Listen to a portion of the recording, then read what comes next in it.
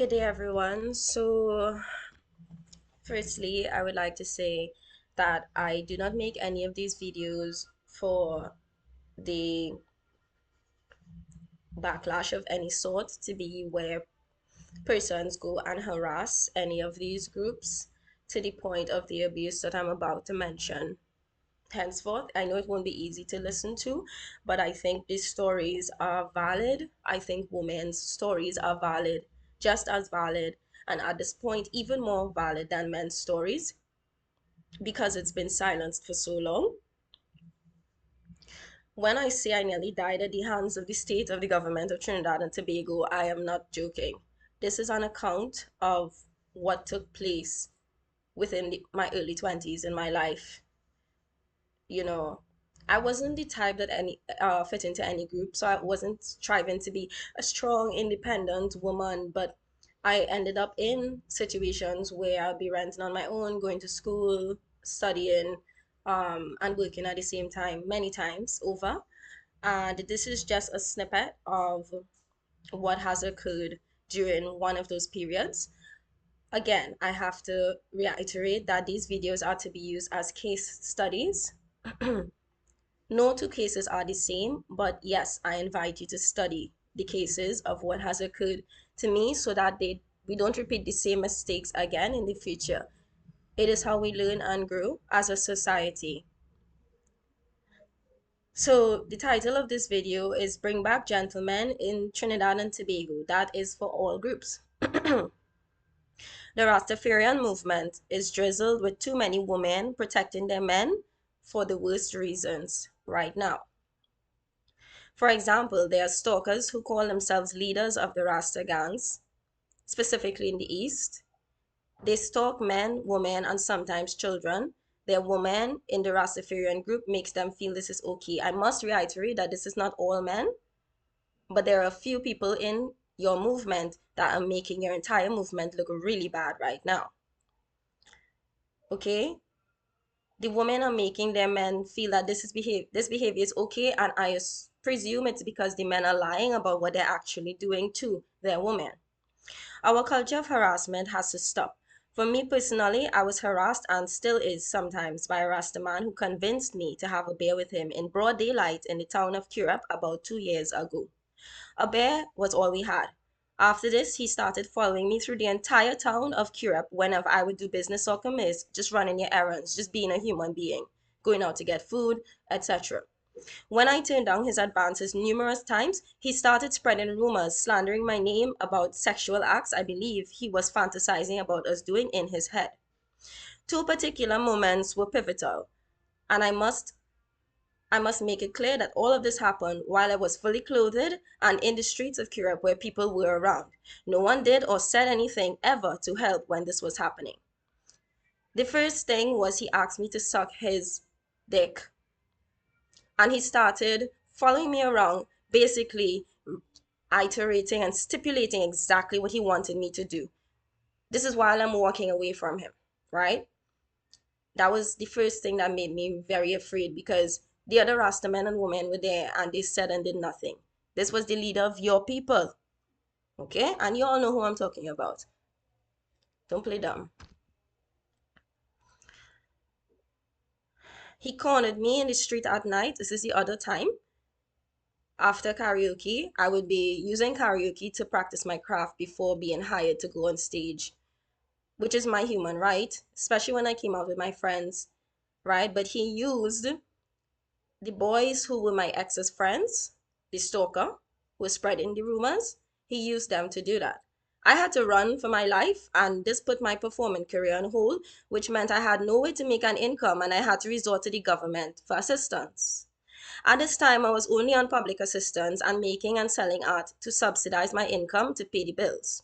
After these things occurred, I had to beg for a food card because I couldn't even go out anymore or advertise myself. I was literally blacklisted in the streets for a while.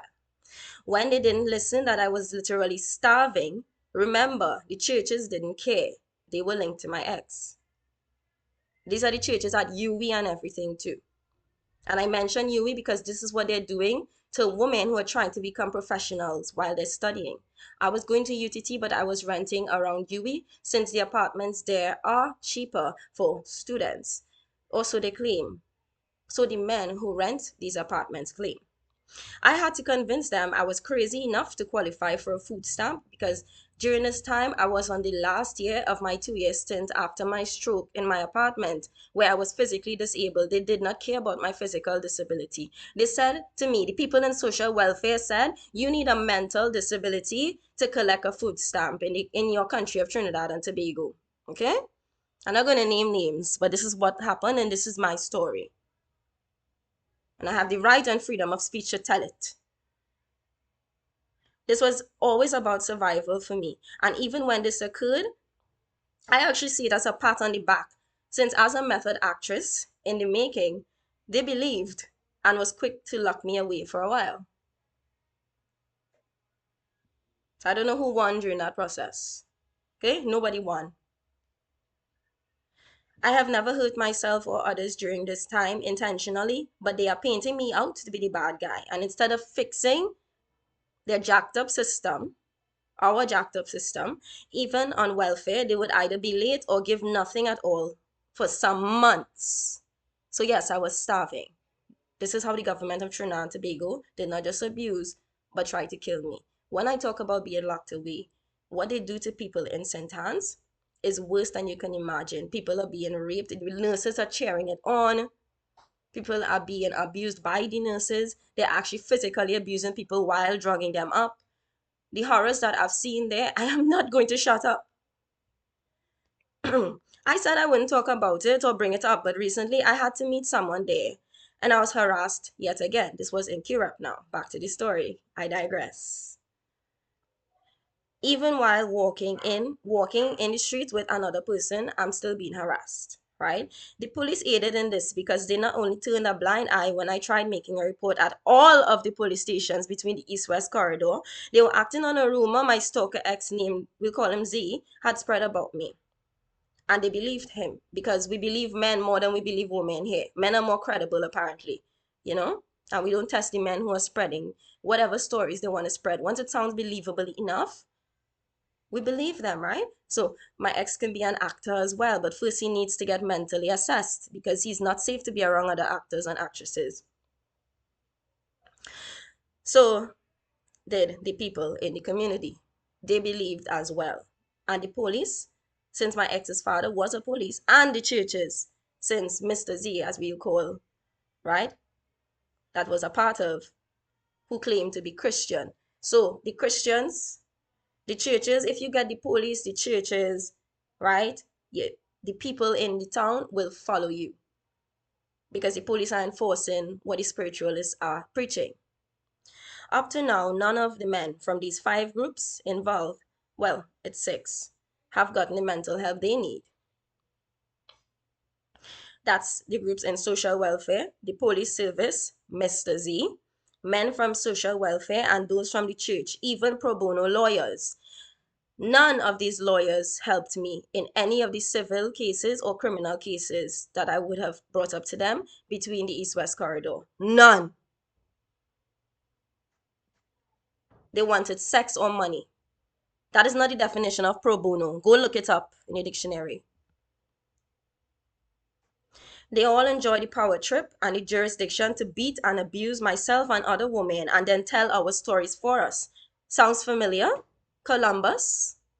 Colombo ideology, anyone? So no, TNT is officially not sweet for the women who the men are calling sweet anymore. The soca and Trinidad songs are lying to you because if this were true, those men would be sweet as well. Gentle even. They would have been gentlemen and not become like every single police officer who hit on me, who were assigned to doing the investigations during this time. When I didn't return the advances, they literally drop your case. And they leave you for dead. Because at that point, if it becomes a police case and they do nothing, you are dead to them and you're dead to the state. Or if they don't do that and they're still interested in their terrible game of cat and mouse, they aid in sucking the life out of you. No pun intended. Done.